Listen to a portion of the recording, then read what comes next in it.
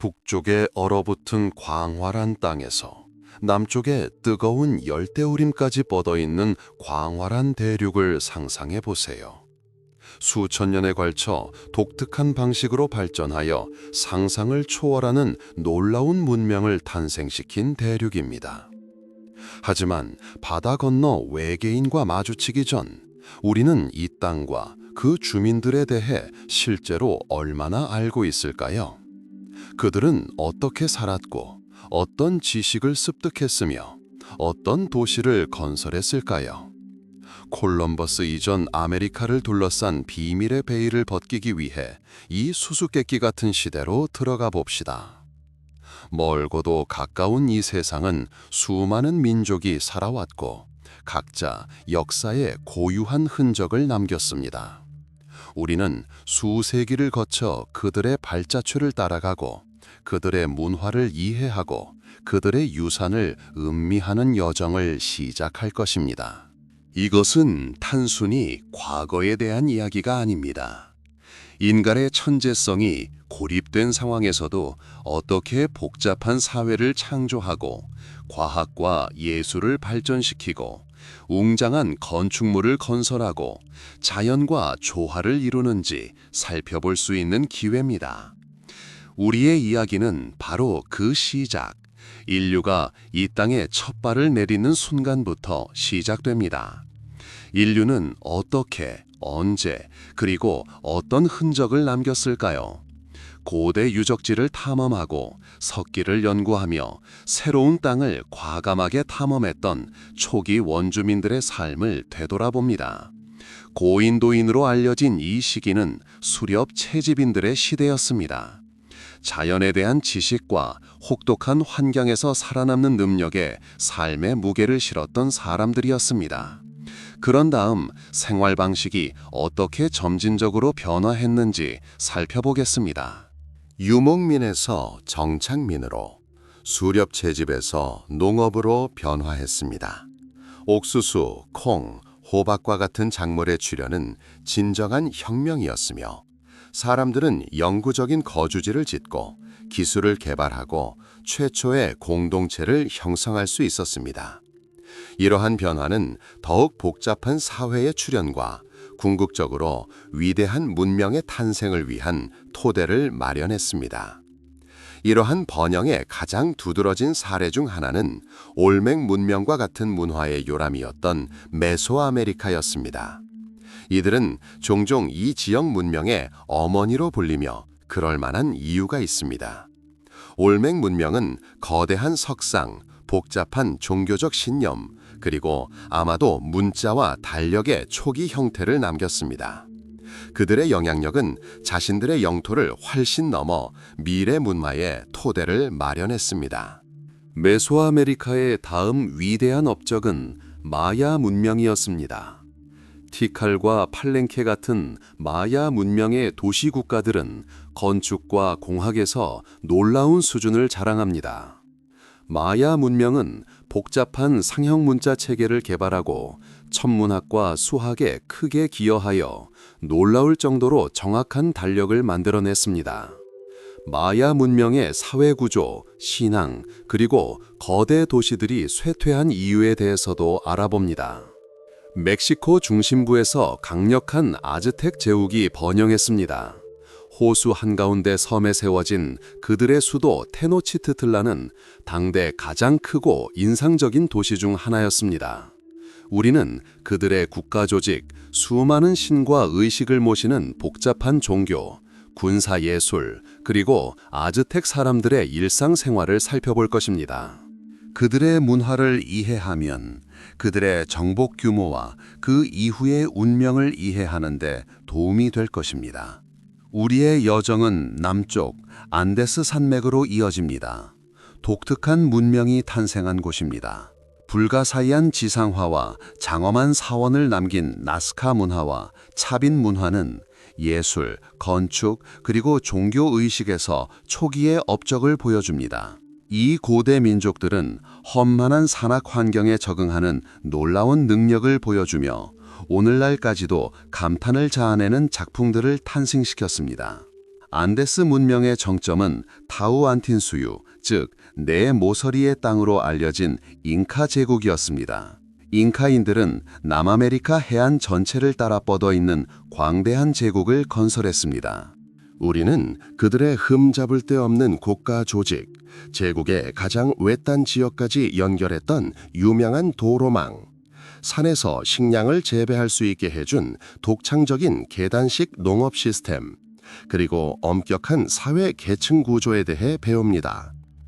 그들의 수도인 쿠스코는 이 강력한 제국의 심장부였습니다. 북쪽으로 이동하여 다양한 지형이 다채롭고 독특한 문화를 탄생시킨 북미로 가보겠습니다. 위대한 문명이 부상하기 훨씬 이전부터 존재했던 고대 문화부터 시작하여 오늘날 미국과 캐나다 지역에서 그 발전 과정을 살펴보겠습니다. 미시시피 문화와 푸에블로 문화에 특히 주목할 것입니다. 카호키아를 중심으로 한 미시시피 문화는 사원과 무덤으로 사용되었던 거대한 흙무덤으로 유명합니다. 호호캄, 모골론, 아나사지와 같은 사막 농부들은 건조 지역에 놀라운 도시와 복잡한 관계 시스템을 건설했습니다. 그들의 도시, 사회 조직, 그리고 다른 지역과 연결되었던 광범위한 무역망을 연구할 것입니다. 수렵 어업 문화는 광활한 대평원과 북서부 지역에서 발전했습니다. 그들의 생활 방식은 환경, 특히 들소와 밀접하게 연관되어 있었는데, 들소는 그들에게 음식, 옷, 그리고 거처를 제공해 주었습니다. 우리는 그들의 독특한 문화와 야외 생활에 대한 적응력에 대해 알아볼 것입니다. 마지막으로 태평양 연안 원주민에 대해 살펴보겠습니다. 풍부한 천연자원, 특히 해양자원 덕분에 이들은 풍부한 문화와 예술을 바탕으로 복잡한 사회를 발전시킬 수 있었습니다. 그들의 문화의 다양성, 바다에 대한 깊은 이해, 그리고 독특한 사회 구조를 살펴보겠습니다. 결론적으로 우리의 여정을 요약해 보겠습니다. 아메리카 원주민들의 놀라운 업적, 세계사에 대한 그들의 공헌, 그들의 지식, 예술, 그리고 철학을 요약해 보겠습니다. 이는 오늘날에도 여전히 살아 숨쉬며 우리에게 영감을 주는 유산입니다. 그리고 이 세계의 전체적인 규모와 복잡성을 파악한 우리는 다음 단계, 즉 이 대륙의 운명을 영원히 바꿀 유럽인들의 도래라는 극적인 단계에 대비할 것입니다. 미국 역사 여행에 오신 것을 환영합니다. 오늘은 고대로 거슬러 올라가 미지의 땅과 매혹적인 문화로 가득한 이 신비로운 대륙에 최초의 인류가 어떻게 정착했는지 알아보겠습니다. 이 이야기는 유럽인들이 도착하기 훨씬 전부터 아메리카 대륙에 살았던 다양한 민족의 이주와 생존, 그리고 그 시작에 대한 이야기입니다. 북쪽의 얼어붙은 광활한 땅에서 남쪽의 뜨거운 열대지방까지 뻗어 있는 광활하고 아직 탐험되지 않은 세계를 상상해 보세요. 수백만 년 전 이 대륙은 야생 동물과 장엄한 숲, 그리고 끝없는 평원의 서식지였지만 인간은 단 한 번도 발을 디딘 적이 없었습니다. 최초의 인류는 어떻게 이곳에 도착했을까요?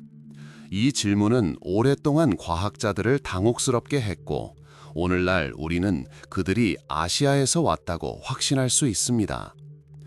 대부분의 고고학자와 유전학자가 지지하는 유력한 이론은 아메리카 대륙의 정착이 마지막 빙하기에 시작되었다는 것입니다. 기원전 약 2만 년에서 15,000년 사이, 해수면이 오늘날보다 현저히 낮았을 때 아시아와 북아메리카 사이에 육교가 존재했습니다. 이 육교는 베링기아라고 불렸으며 현재 베링 해협을 가로질러 뻗어 있었습니다. 사람들은 아마도 이 육교를 통해 소규모 집단으로 이동하며 가축대를 쫓거나 새로운 사냥터를 찾았습니다. 이 초기 정착민들은 수렵 채집민이었습니다. 그들의 삶은 전적으로 자연에 의존했습니다.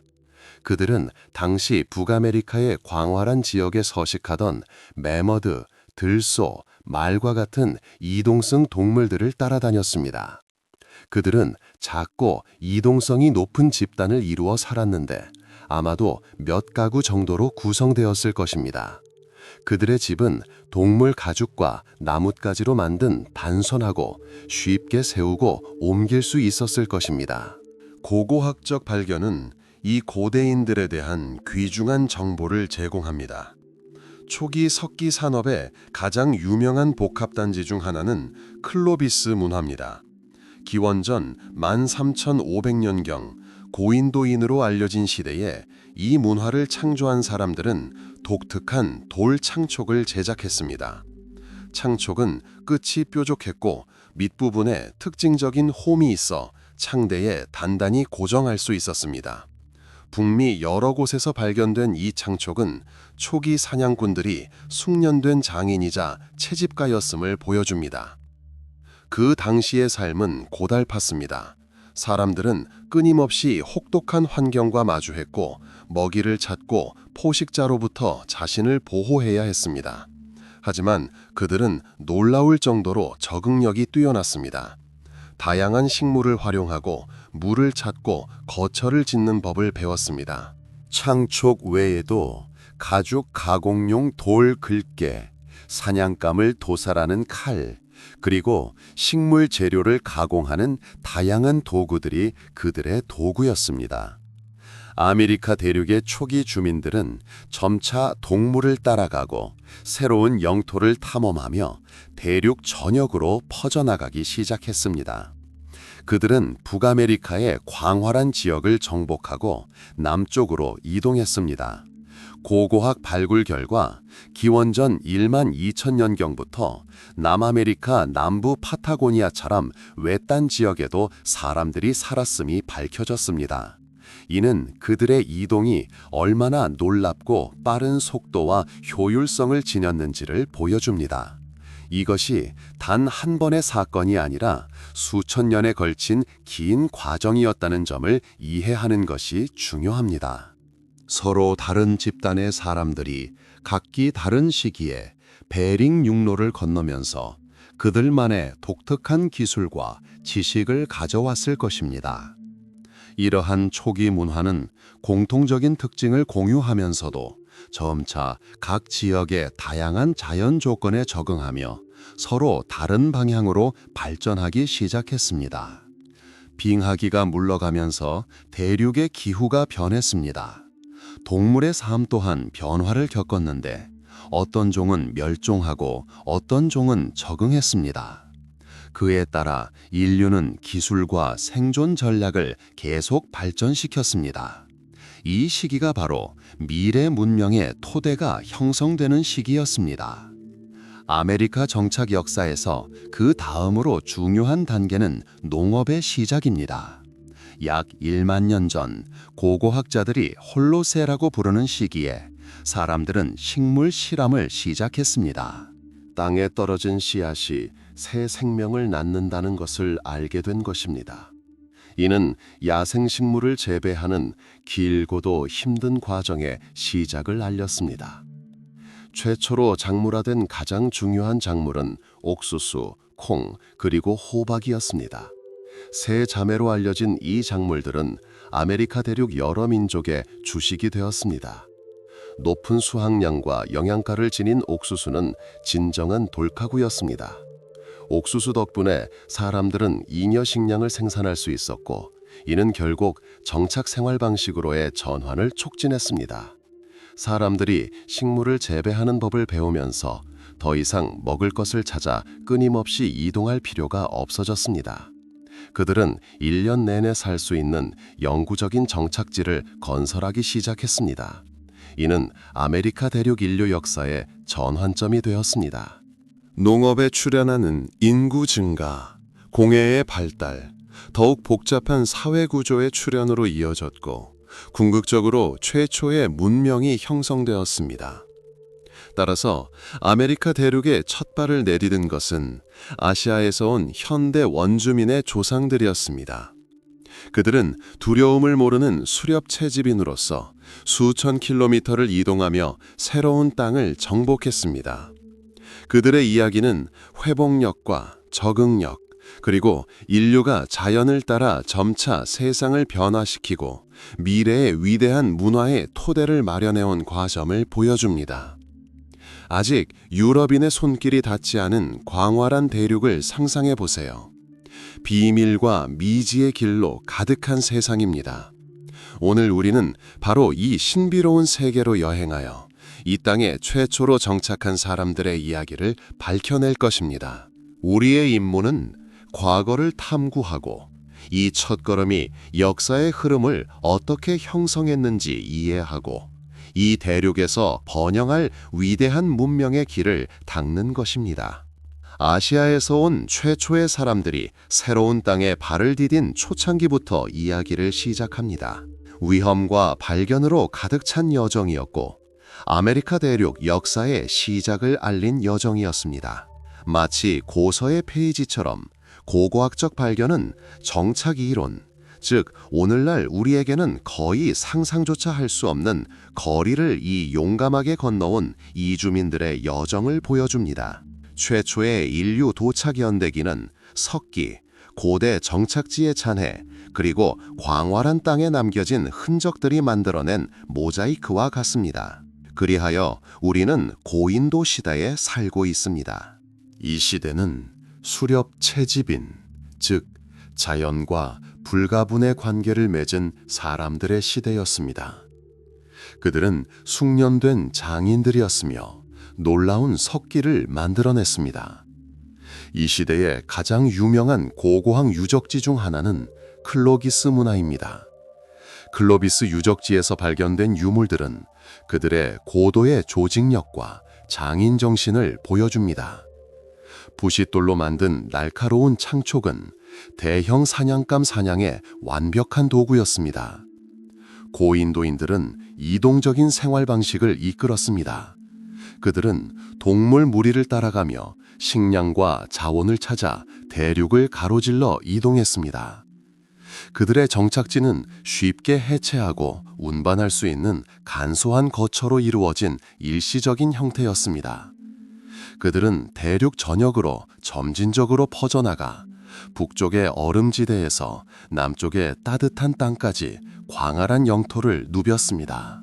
이들은 새로운 지형을 탐험하고 다양한 환경 조건에 적응하는 진정한 탐험가였습니다. 그러다 변화의 시대가 왔습니다. 인류가 새롭고 혁명적인 발걸음을 내디딘 시기, 바로 농업의 시작이었습니다. 수렵 채집에서 식물 재배로의 이러한 전환은 인류 역사상 가장 중요한 사건 중 하나가 되었습니다. 사람들은 씨앗을 가지고 실험을 시작하고 그 씨앗에서 새로운 식물이 어떻게 자라는지 관찰하기 시작했습니다. 이는 야생 식물을 재배하는 길고도 힘든 과정의 시작을 알렸습니다. 최초로 작물화된 가장 중요한 작물은 옥수수, 콩, 그리고 호박이었습니다. 세 자매로 알려진 이 작물들은 아메리카 대륙 여러 민족의 주식이 되었습니다. 높은 수확량과 영양가를 지닌 옥수수는 진정한 돌파구였습니다. 옥수수 덕분에 사람들은 잉여 식량을 생산할 수 있었고, 이는 결국 정착 생활 방식으로의 전환을 촉진했습니다. 사람들이 식물을 재배하는 법을 배우면서 더 이상 먹을 것을 찾아 끊임없이 이동할 필요가 없어졌습니다. 그들은 1년 내내 살 수 있는 영구적인 정착지를 건설하기 시작했습니다. 이는 아메리카 대륙 인류 역사의 전환점이 되었습니다. 농업의 출현은 인구 증가, 공해의 발달, 더욱 복잡한 사회 구조의 출현으로 이어졌고 궁극적으로 최초의 문명이 형성되었습니다. 따라서 아메리카 대륙에 첫 발을 내디딘 것은 아시아에서 온 현대 원주민의 조상들이었습니다. 그들은 두려움을 모르는 수렵 채집인으로서 수천 킬로미터를 이동하며 새로운 땅을 정복했습니다. 그들의 이야기는 회복력과 적응력, 그리고 인류가 자연을 따라 점차 세상을 변화시키고 미래의 위대한 문화의 토대를 마련해온 과정을 보여줍니다. 이제 콜럼버스 이전 아메리카 대륙에서 가장 활기차고 신비로운 문명 중 하나인 메소아메리카 문명의 요람이 된 지역으로 여행을 떠나보겠습니다. 이곳은 문화가 탄생하고 번영하며 장엄한 기념물과 심오한 지식을 남긴 땅입니다. 올맥족은 이 위대한 문화의 토대를 최초로 마련한 민족이었습니다. 그들은 종종 메소아메리카 문명의 어머니로 불리며 그럴 만한 이유가 있습니다. 기원전 1500년경 멕시코만 연안에서 올맥족은 놀라운 도시들을 건설하고 독특한 전통을 발전시키기 시작했습니다. 그들의 영향력은 자국 영토를 훨씬 넘어 주변 민족들의 문화적, 종교적 신념을 형성했습니다. 올맥족은 놀라운 예술 유산을 남겼습니다. 그들의 석조 조각품, 특히 현무암으로 조각된 거대한 두상은 오늘날까지도 사람들의 상상력을 사로잡습니다. 높이가 수미터에 달하고 무게가 수십 톤에 달하는 이 거대한 조각상들은 그들의 놀라운 힘과 노동력을 증명합니다. 올맥족의 예술작품에는 종종 신화 속 생물, 반인반수, 반제구여가 묘사되었는데 이는 깊은 종교적 신념을 보여줍니다. 올맥족의 가장 중요한 업적 중 하나는 역법과 더불어 아마도 가장 단순한 문자 체계를 개발한 것입니다. 그들은 후대 메소아메리카 역법 체계의 기반이 된 복잡한 역법을 개발했습니다. 올맥족의 종교적 신념은 자연과 밀접하게 연관되어 있었는데 신들은 다산, 비, 태양을 의인화했습니다. 그들은 산 로렌소와 라 벤타와 같은 웅장한 의식 중심지를 건설하여 예배와 사교의 장소로 활용했습니다. 올맥 문명 다음으로 고대 세계에서 가장 유명한 문명 중 하나인 마야 문명이 바로 이 비옥한 땅에서 번성했습니다. 마야 문명의 전성기는 서기 250년에서 950년경까지였습니다. 마야 문명은 수많은 독립도시 국가를 건설했고 각 도시 국가는 고유한 통치자와 독특한 역사를 가지고 있었습니다. 티칼, 팔렌케, 코판과 같은 도시들은 정치, 경제, 문화의 중심지였습니다. 마야인들은 문자 발전에 있어 놀라운 발전을 이루었습니다. 콜럼버스 이전 아메리카 대륙에서 가장 복잡하고 발달된 문자 중 하나인 상형 문자를 통해 역사, 신화, 천문 관측, 그리고 종교 문헌을 기록할 수 있었습니다. 그들은 뛰어난 천문학자로서 정확한 달력을 만들고 월식과 행성의 움직임을 예측했습니다. 그들의 수학적 지식 또한 놀라웠습니다. 그들은 영의 개념을 독자적으로 개발했습니다. 마야 건축은 그 기념비성과 우아함이 눈부십니다. 정교한 조각과 프레스코화로 장식된 피라미드, 사원, 궁전들이 정글 위로 우뚝 솟아 도시국가의 부와 권력을 과시했습니다. 마야 사회 구조는 지배 엘리트, 사제, 전사, 장인, 농부로 구성된 위계적이었습니다. 그러나 마야 문명은 그 모든 업적에도 불구하고 쇠퇴기를 겪었습니다. 이러한 쇠퇴의 원인은 여전히 학자들 사이에서 논쟁의 대상이지만 환경 문제, 도시국가 간의 전쟁, 그리고 사회 불안 등이 원인으로 추정됩니다. 마야가 남부에서 발전하는 동안 멕시코 중심부에서는 또 다른 강력한 제국, 아즈텍 제국이 부상하고 있었습니다. 스스로를 멕시카라고 부르던 아즈텍족은 14세기 초 멕시코 계곡에 도착하여 점차 다른 부족들에 대한 지배력을 키워나갔습니다. 텍스코코 호스가에 있는 섬에 건설된 그들의 수도 테노치티틀라는 당대 가장 크고 인상적인 도시 중 하나가 되었습니다. 아즈텍 제국은 잘 조직된 국가였으며 행정체계도 발달했습니다. 군사력은 사회에서 중요한 역할을 했습니다. 아즈텍인들은 숙련된 전사들이었고 그들의 확장은 광대한 제국을 건설하는 데 큰 도움이 되었습니다. 아즈텍의 종교는 복잡하고 잔혹했으며 수많은 신과 의식이 행해졌는데 그 중에는 우주의 질서를 유지하는 데 필수적인 인신공양도 포함되었습니다. 아즈텍인들의 일상생활은 노동과 전통으로 가득 차 있었습니다. 그들은 숙련된 농부였으며 치난파스라는 독특한 수상정원을 이용하여 식량을 재배했습니다.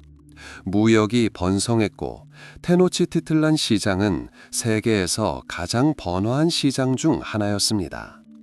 그러나 그 위력에도 불구하고 아즈텍 제국은 멸망의 운명을 맞이했습니다. 16세기 초 에르난 코르테스가 이끄는 스페인 정복자들의 도래로 제국은 정복당했고 아메리카 대륙의 위대한 문명 중 하나가 비극적인 종말을 맞이했습니다. 이제 우리의 여정은 남쪽 안데스 산맥으로 옮겨갑니다. 안데스 산맥에서도 마찬가지로 인상적인 문명이 발전했습니다. 나스카와 차빈과 같은 초기 안데스 문화는 미래의 위대한 제국의 토대를 마련했습니다. 기원전 1세기경부터 서기 8세기까지 페루 남부 해안에서 번성했던 나스카 문화는 사막 표면에 새겨진 거대한 동물, 식물, 그리고 기하학적 형상인 불가사의한 지상화로 가장 잘 알려져 있습니다. 높은 곳에서만 볼 수 있는 이 선들은 오늘날까지도 경외심을 불러일으키며 그 목적에 대한 수많은 이론을 낳고 있습니다. 메소아메리카의 놀라운 문명들을 탐험했으니 이제 우리의 이야기는 인류 역사에서 가장 근본적인 변화 중 하나인 농업의 도래로 자연스럽게 넘어갑니다. 아메리카 대륙 여러 지역에서 독립적으로 일어난 수렵 채집 생활에서 정착 생활로의 이러한 전환은 이후 모든 문명 발전의 초석이 되었습니다. 수천 년 전 세상을 상상해 보세요. 사람들은 작고 이동성 있는 집단을 이루어 살면서 끊임없이 먹이를 찾아 이동했습니다.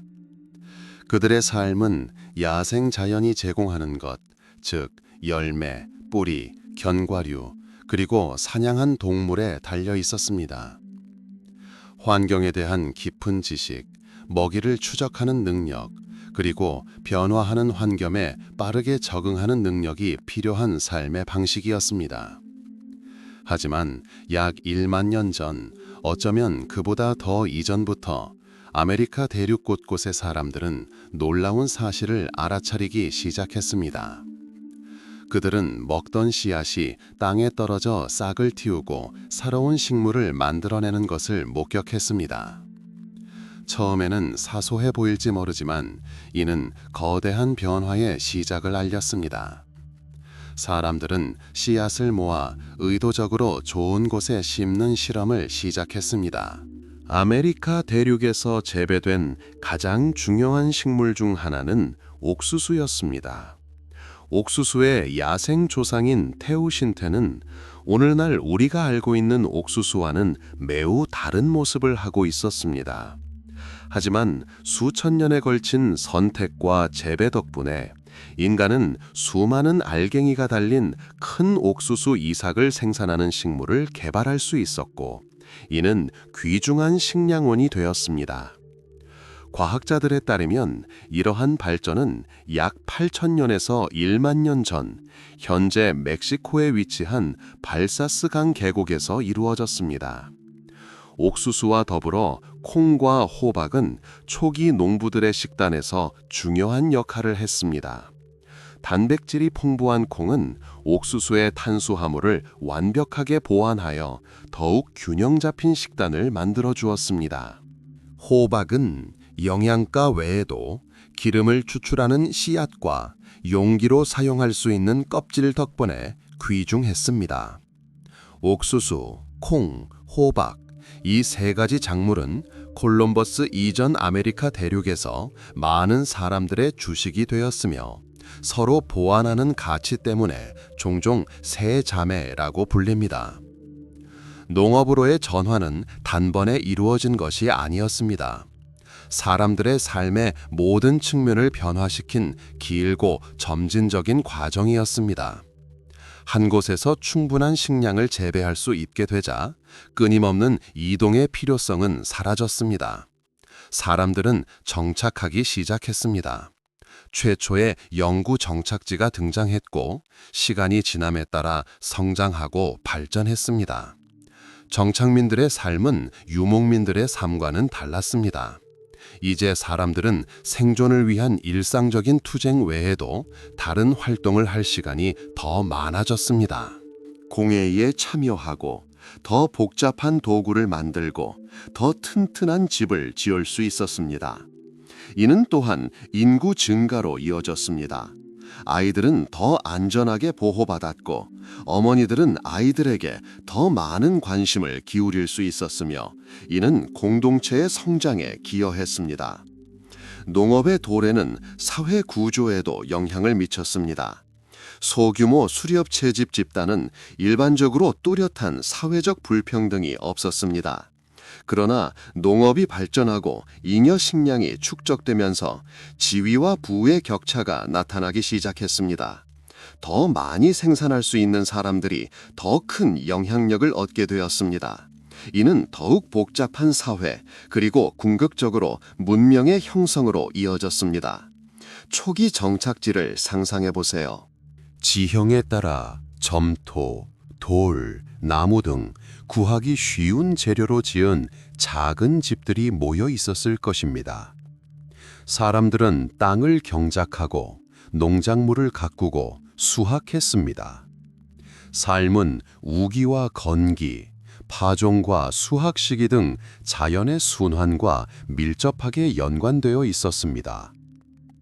이 시기에는 식물 가축화뿐 아니라 동물 가축화도 이루어졌습니다. 아메리카 대륙에는 구세계와 달리 소, 말, 양과 같은 대형 가축이 없었습니다. 하지만 사람들은 칠면조를 가축화하여 고기와 달걀의 중요한 공급원으로 삼았습니다. 개 또한 가축화되어 반려견이자 사냥 보조동물로 활용되었습니다. 안데스 산맥에서는 라마와 알파카가 운송과 양모 생산에 중요한 역할을 했습니다. 수천 년 전에 시작된 이러한 농업으로의 전환은 조용한 혁명이었습니다. 격렬한 전투나 정복의 화려함은 없었지만 그 결과는 실로 기념비적이었습니다. 이는 이후 모든 것의 토대를 마련했습니다. 도시 건설, 예술과 과학의 발전, 그리고 위대한 제국의 건설이 바로 그것입니다. 느리지만 꾸준한 과정으로 미국의 모습을 영원히 바꾸어 놓았습니다. 농업이 삶의 기반이 된 이제 사람들은 위대한 문명의 발흥으로 이어질 새로운 발견과 새로운 업적을 맞이할 준비가 되었습니다. 수천 년 전부터 시작된 정착 생활과 농업으로의 전환이 더욱 복잡한 사회 형성에 문을 열었습니다. 안정적인 식량 공급 덕분에 사람들은 생존뿐만 아니라 발전에도 더 많은 시간을 할애할 수 있었습니다. 이는 전문 기술과 교역의 출현으로 이어졌고 궁극적으로 최초의 진정한 문명이 탄생했습니다. 그리하여 우리는 아메리카 문명의 요람으로 알려진 메소아메리카 지역으로 이동합니다. 이 지역은 오늘날의 멕시코와 중앙아메리카 일부를 포함합니다. 기원전 2500년경 고대 세계에서 가장 신비롭고 영향력 있는 문화 중 하나인 올맥 문명이 등장하기 시작한 곳이 바로 이곳입니다. 올맥 문명에서 유래한 많은 문화적, 종교적 사상이 이후 마야와 아즈텍과 같은 다른 메소아메리카 민족에 의해 수용되고 발전했기 때문에 올맥 문명은 종종 문명의 어머니로 불립니다. 올맥 문명은 걸프 해안을 따라 파팔로아판 강과 토날라강 유역을 따라 번성했습니다. 그들의 중심지는 산 로렌소, 라 벤타, 트레스 사포테스 같은 도시였습니다. 이 도시들은 단순한 주거지가 아니라 복잡한 의례와 행정 중심지였습니다. 초기 올맥 정착지를 상상해 보세요. 아마도 옥수수, 콩, 호박밭으로 둘러싸인 어도비 집들이 모여 있었을 것입니다. 다른 지역과 마찬가지로 이곳의 삶도 자연의 리듬에 따라 이루어졌지만 더욱 체계적인 삶의 방식이 이미 나타나고 있었습니다. 올맥 쪽을 특별하게 만든 것은 무엇일까요? 무엇보다도 독특한 예술입니다. 그들은 높이가 수미터에 달하고 무게가 수십 톤에 달하는 거대한 석조 두상으로 유명합니다. 현무암으로 조각된 이 두상들은 아마도 통치자나 중요한 조상을 묘사한 것으로 추정됩니다. 넓은 코, 도톰한 입술, 그리고 독특한 두개골 형태 등 그들의 얼굴 생김새는 장엄하면서도 신비로운 이미지를 동시에 자아냅니다. 이 두상들은 먼 거리를 이동하며 운송되었는데 이는 올맥 쪽의 뛰어난 운송 및 조직 능력을 보여줍니다. 올맥 쪽은 거대한 두상 외에도 신성한 돌인 옥으로 정교한 공예품을 만들었습니다. 여기에는 사람과 동물의 작은 조상, 보석, 그리고 의식용 칼이 포함되었습니다. 옥은 매우 귀중했으며 가공에는 기술과 인내가 필요했습니다. 올맥 예술은 단순한 장식을 넘어 그들의 종교적 신념과 깊은 관련이 있었습니다. 종교는 올맥족의 삶에서 핵심적인 역할을 했습니다. 그들은 수많은 신을 숭배했는데 그중 다수는 자연과 관련이 있었습니다. 비의 신, 옥수수의 신, 제규어의 신이 그 예입니다. 제규어는 특히 중요한 토템 동물로 힘과 관력을 상징했습니다. 올맥 예술에서는 제규어 이미지가 흔히 볼 수 있으며 때로는 인간의 모습과 결합되어 인간과 동물의 본성을 모두 지닌 제규어 인간을 만들어내기도 했습니다.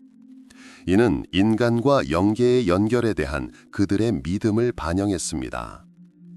올맥 문명의 주요 업적 중 하나는 후대 문명에 지대한 영향을 미친 달력의 개발과 문자의 시초였습니다.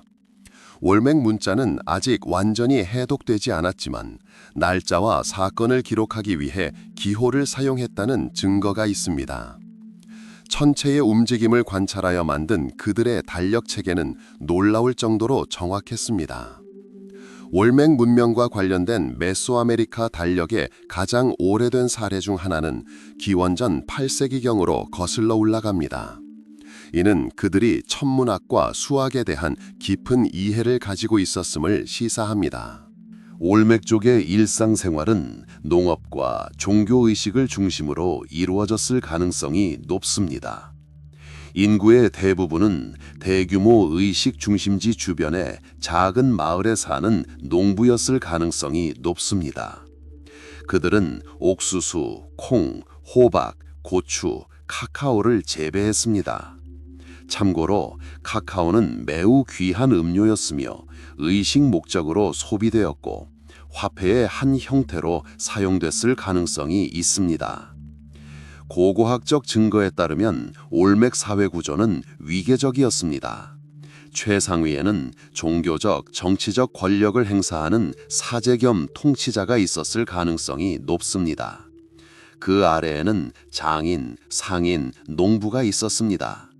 무역은 중요한 역할을 했는데 지역 생산품을 멀리서 수입한 옥, 흑요석, 조개 껍데기와 같은 귀중한 재료와 교환할 수 있었기 때문입니다. 기원전 4세기경에 시작된 올맥 문명의 쇠퇴는 여전히 연구 대상입니다. 환경 변화, 자원 고갈 또는 내부 갈등이 그 원인일 수 있습니다. 그러나 그들의 유산은 깊었습니다. 올맥 문명은 메소아메리카 문명의 토대를 마련하며 농업, 천문학, 수학, 예술, 종교에 대한 지식을 후손들에게 전수했습니다.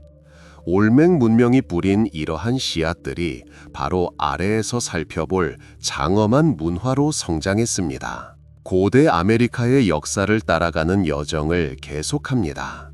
미래의 위대한 문명의 토대를 마련한 올맥 문명의 유산에 대해 배우고 나면 메소아메리카의 심장부로 이동하여 지혜, 예술, 그리고 신비로운 지식의 대명사가 된 마야 문명을 만나게 됩니다. 바로 이곳이 마야입니다. 마야 문명은 현대적 의미의 통일된 제국이 아니었습니다. 그들의 문명은 각기 다른 통치자, 행정체계, 그리고 고유한 특징을 지녔지만 공통된 문화, 언어, 그리고 신앙으로 하나로 뭉친 독립적인 도시 국가들로 이루어진 매혹적인 공동체였습니다. 티칼, 팔렌케, 코판, 칼라크물과 같은 이 도시들은 오늘날의 멕시코, 과테말라, 벨리즈, 온두라스, 그리고 엘살바도르에 걸쳐 펼쳐져 메소아메리카의 진정한 보석이었습니다. 이 문명의 전성기는 서기 250년에서 900년경까지 지속된 소위 고전기였습니다.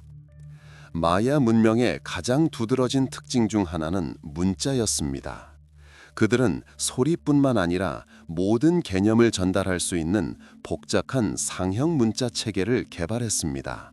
석비, 도자기, 뼈, 심지어 나무 껍질로 만든 양피지에도 새겨준 이 문자들은 오늘날까지도 그들의 삶, 역사, 그리고 우주의 기원에 대한 비밀을 드러냅니다. 이러한 기록 덕분에 우리는 통치자, 왕조, 군사작전, 결혼, 그리고 중요한 천문 현상에 대해 알 수 있습니다. 이 상형 문자의 해독은 현대 과학의 진정한 승리였으며 우리는 1000년 이상 전에 살았던 사람들의 목소리를 들을 수 있게 되었습니다. 천문학과 수학은 마야인들의 삶에서 특별한 자리를 차지했습니다. 그들은 천체를 관측하는 데 능숙하여 놀라울 정도로 정확한 달력을 만들었습니다. 그들의 달력 체계는 고대 세계에서 가장 복잡한 세계 중 하나였으며 여러 주기를 결합했습니다. 신성한 21주기의 촐킨 달력, 농업에 사용되는 361주기의 하압 달력, 그리고 방대한 기간을 추적할 수 있게 해준 장주기법, 롱카운트가 그것입니다. 마야인들은 태양, 달, 금성, 그리고 다른 행성들의 주기를 잘 알고 있었습니다. 그들의 천문학적 지식은 월식과 다른 천체 현상을 놀라울 정도로 정확하게 예측할 수 있게 해주었습니다.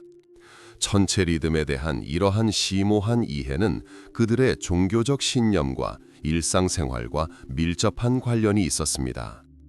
마야 건축은 그 웅장함과 조화로움이 눈부십니다. 그들은 장엄한 피라미드, 사원, 궁전, 천문대, 그리고 야구장을 건설했습니다. 바퀴, 철제 도구 또는 짐을 끄는 동물을 사용하지 않고 세워진 이러한 구조물들은 그들의 뛰어난 공학적, 조직적 기술을 증명합니다. 돌은 정교하게 깎고 배치되었으며 많은 건물들은 정교한 조각과 생동감 넘치는 프레스코화로 장식되었습니다. 마야 도시들은 종교와 정치 생활뿐만 아니라 무역의 중심지이기도 했습니다. 그들은 다양한 정착지를 연결하고 상품 교환을 용이하게 하는 광범위한 도로망을 구축했습니다. 마야 사회 구조는 위계적이었습니다. 맨 위에는 도시국가의 통치자가 서 있었는데 그는 인간 세계와 신세계의 중개자로 여겨졌습니다. 그 아래에는 사제, 귀족, 군사 지도자, 장인, 상인, 그리고 물론 농부들이 있었는데 이들은 인구의 대부분을 차지했습니다. 일반 서민들의 삶은 농업을 중심으로 이루어졌을 것입니다. 그들은 옥수수, 콩, 호박뿐만 아니라 카카오, 고추, 멸화도 재배했습니다. 장인들은 아름다운 도자기, 금과 옥으로 만든 장신구를 만들고 정교한 직무를 짜기도 했습니다.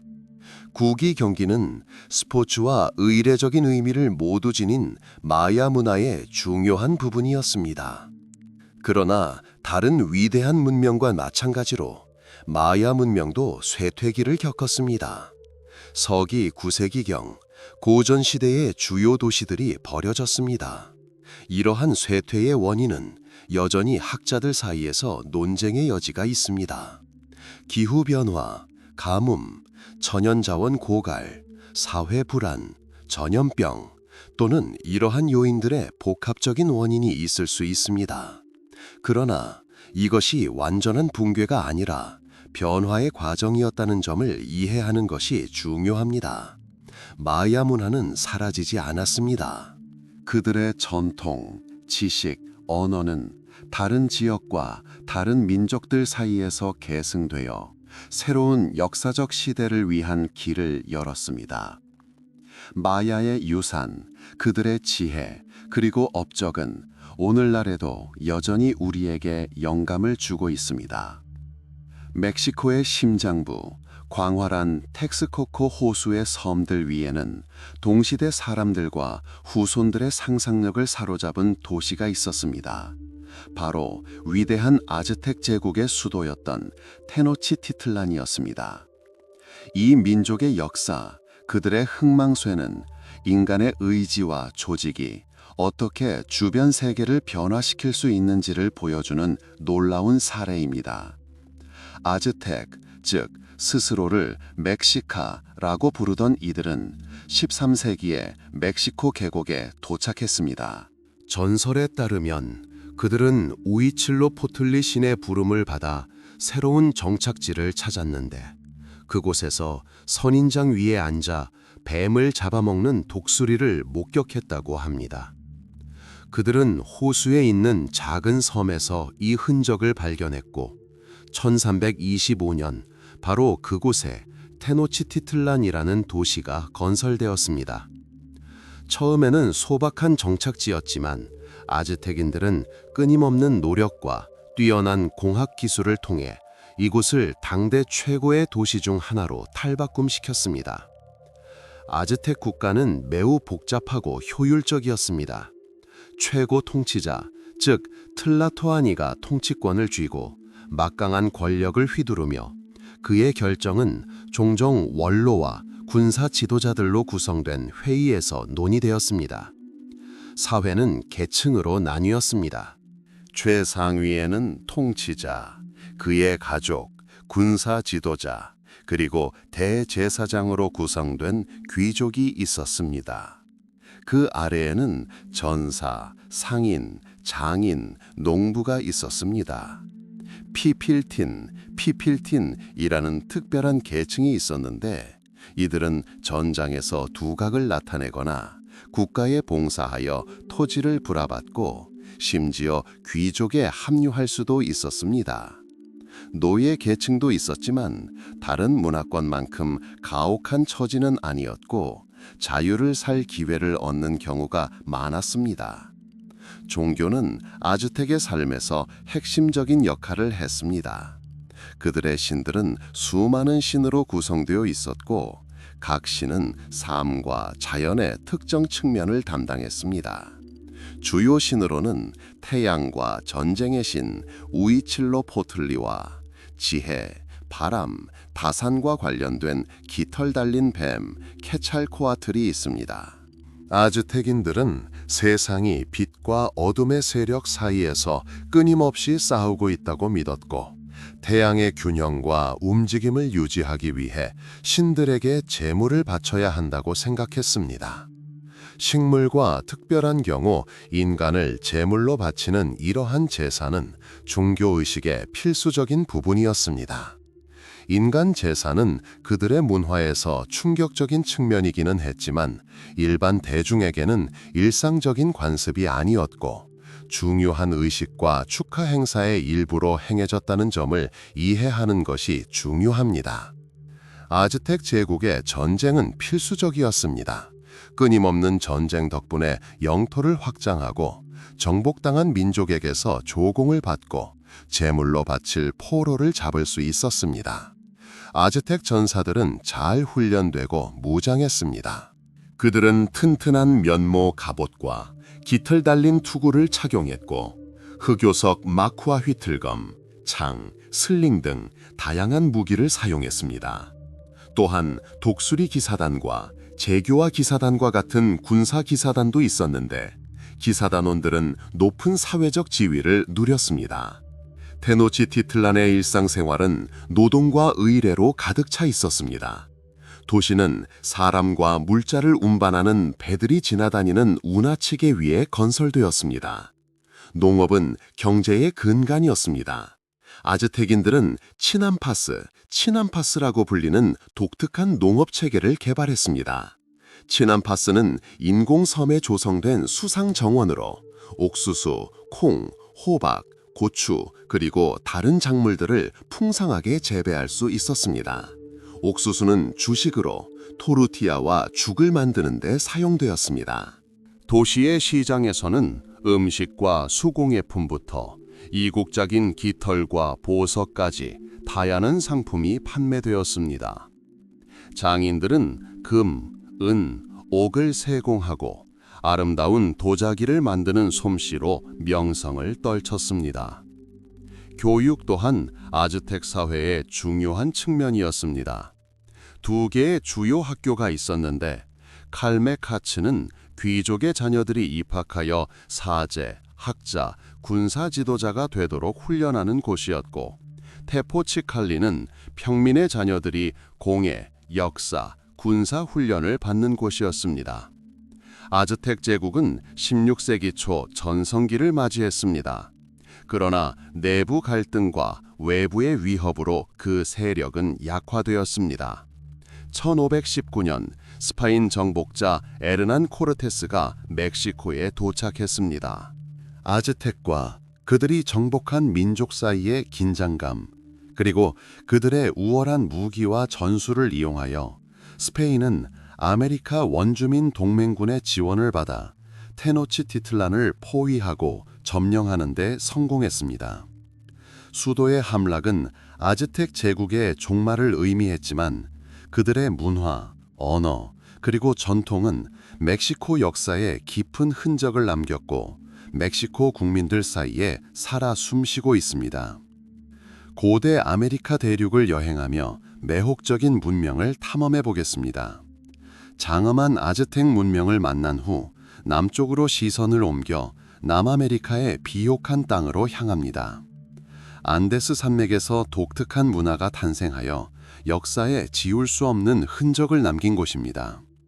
장엄한 봉우리와 깊은 계곡 사이에서 나스카와 차빈과 같은 문화가 번성했던 곳입니다.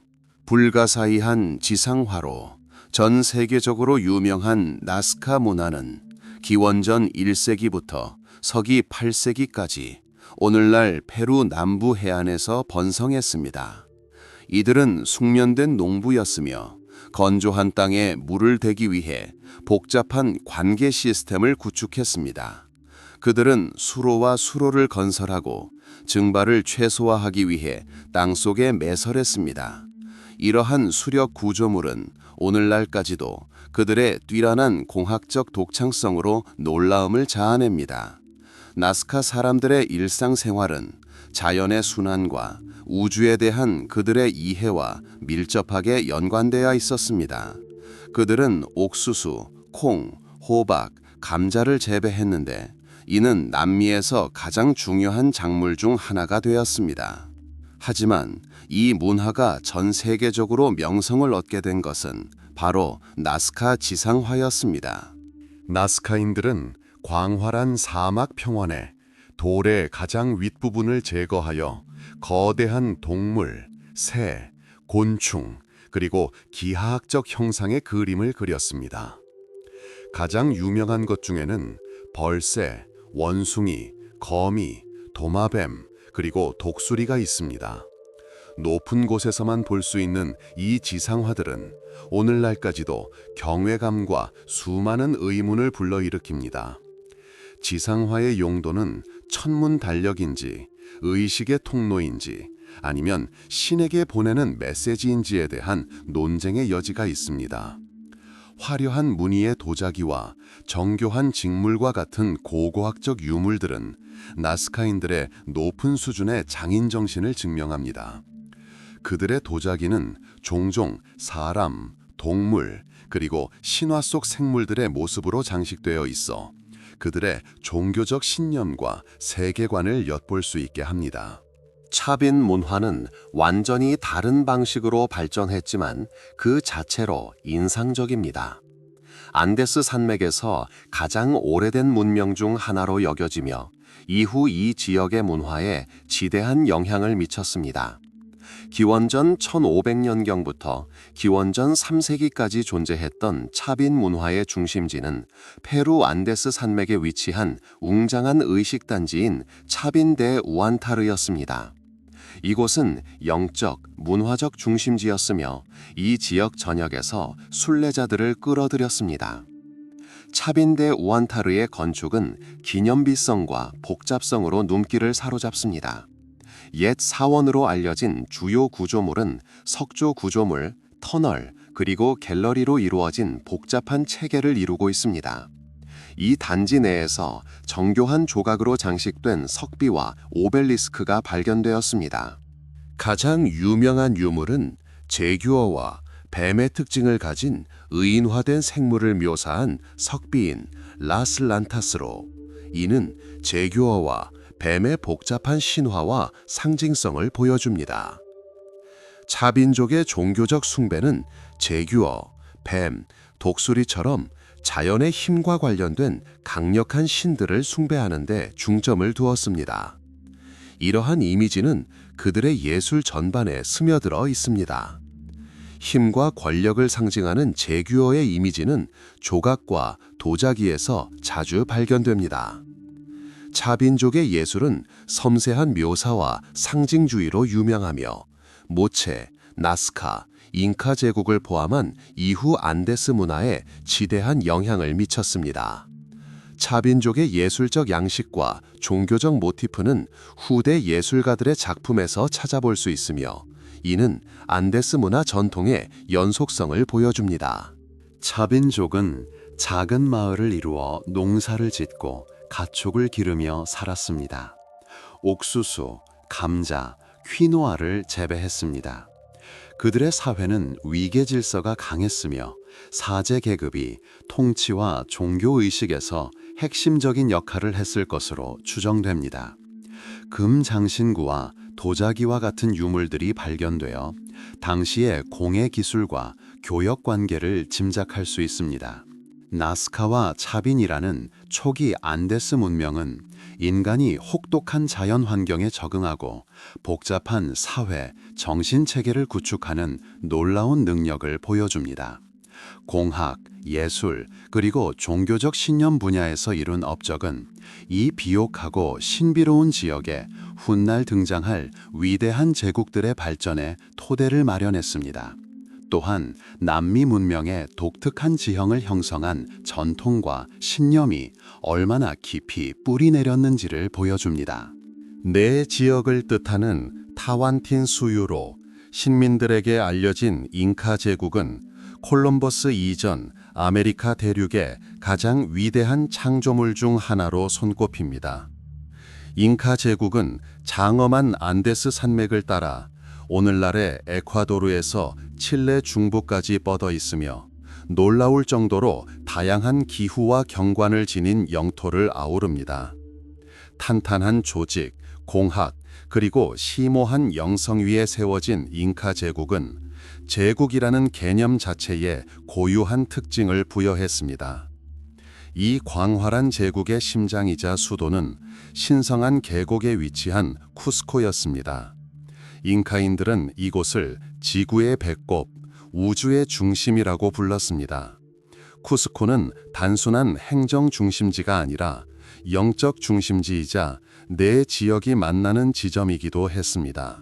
거대하고 완벽하게 맞춰진 돌로 쌓은 돌담은 지금도 사람들의 상상력을 사로잡습니다.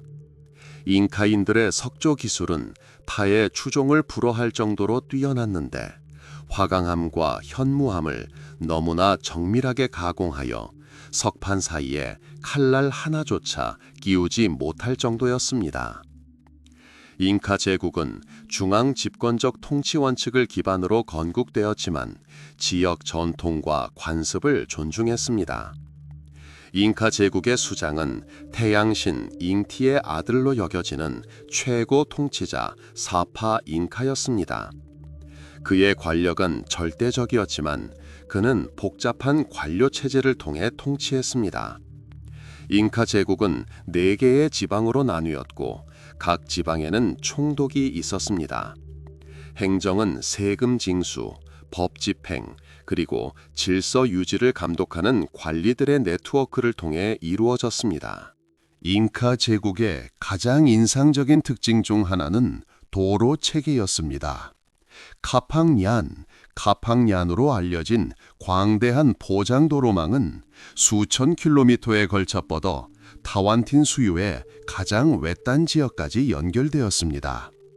이 도로들은 단순한 통신로가 아니라 제국의 단결을 상징하는 것이었습니다. 군대의 신속한 이동, 물자 수송, 그리고 수도와 지방 간의 통신 유지를 가능하게 했습니다. 도로변에는 여행객들이 쉬고 음식을 구할 수 있는 여관들이 자리 잡고 있었습니다. 마치 릴레이 경주처럼 먼 거리를 가로질러 메시지를 전달하는 메신저인 차스키는 통신 유지에 특별한 역할을 했습니다. 농업은 제국 경제의 기반이었습니다. 잉카인들은 숙련된 농부로서 고원의 혹독한 환경에 적응하며 농사를 지었습니다. 산비탈을 경작하기 위해 복잡한 계단식 경작 체계를 만들었습니다. 돌로 쌓은 이 계단식 경작은 경작지를 넓혔을 뿐만 아니라 토양 침식을 막고 물을 효율적으로 활용했습니다. 주요 작물은 옥수수, 감자, 퀴노아, 콩이었습니다. 잉카보다 훨씬 이전부터 안데스 산맥에서 재배되기 시작한 감자는 어떤 환경에서도 주민들의 생존을 보장하는 필수 작물이 되었습니다. 잉카인들은 또한 운하와 수로를 건설하여 논에 물을 공급하는 등 선진적인 관계 기술을 개발했습니다. 잉카 사회 구조는 엄격한 위계 질서를 지녔습니다. 최상위에는 사파 잉카와 그의 가족이 있었고 그 아래에는 중요한 행정 및 군사 직책을 맡은 귀족들이 있었습니다. 그 다음은 사제, 장인, 상인들이었습니다. 인구의 대부분은 아일루라는 공동체에 사는 농민이었습니다. 각 아일로는 자신의 땅을 소유하고 공동으로 경작했습니다. 잉카인들은 우리가 아는 화폐를 사용하지 않았습니다. 대신 물물 교환과 노동 서비스 제도에 의존했습니다. 공동체 구성원 각자는 도로 건설, 사원 건설, 국가 또는 사제 소유의 토지 경작 등 공공사업에 일정 시간 동안 일해야 했습니다. 종교는 잉카의 삶에서 핵심적인 역할을 했습니다. 그들은 여러 신을 숭배했지만 그 중에서도 가장 중요한 신은 태양신 인티와 창조신 비라코차였습니다. 인티는 사파 잉카의 조상으로 여겨져 신성한 지위를 얻었습니다. 제국 전역에 신들에게 바쳐진 사원들이 세워졌고 사제들은 그곳에서 복잡한 의식과 제사를 거행했습니다.